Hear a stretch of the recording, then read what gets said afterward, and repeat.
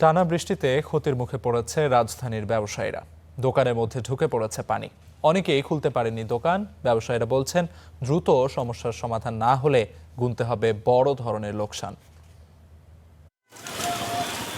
পানির নিচে ডুবে আছে দোকানের তালা, কোথাও হাঁটু সমান, কোথাও তারও বেশি পানি। দোকানে ঢোকার আগে থমকে যেতে হচ্ছে ব্যবসায়ী ও কর্মচারীদের।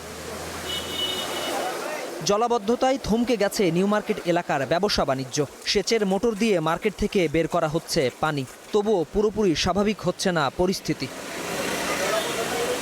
কয়েকদিনের ভারী বৃষ্টিতে তলিয়ে গেছে নিউ মার্কেটের নিচতলা, তাই অনেকেই খুলতে পারেননি দোকানও। আবার যারা খুলেছেন তারাও ক্রেতাশূন্য হয়ে বসে আছেন।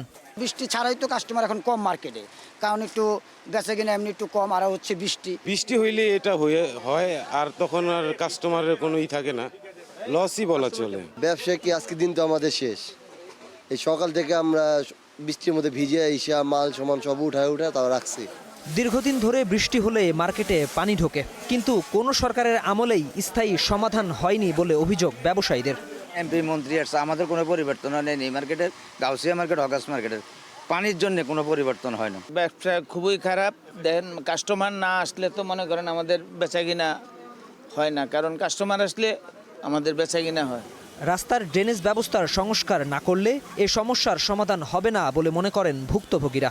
পানি যদি না থাকতো তাহলে তো আরো কমফোর্ট ফিল করতাম নেওয়ার জন্য। আয়সা দেখলাম একটা দুর্ভোগে পড়ে গেছে। এই যে পানি, অস্বাস্থ্যকর পানি, এখানে হচ্ছে ড্রেনের ময়লা পানি, ওয়াশরুমের পানি, সবগুলো একসাথে মিশ্রিত হয়ে গেছে আর কি। তাই সত্যিকার অর্থেই স্থায়ী কার্যকর ব্যবস্থা নেওয়ার তাগিদ ব্যবসায়ীদের। শাহানুর ইসলাম, স্টার নিউজ, ঢাকা।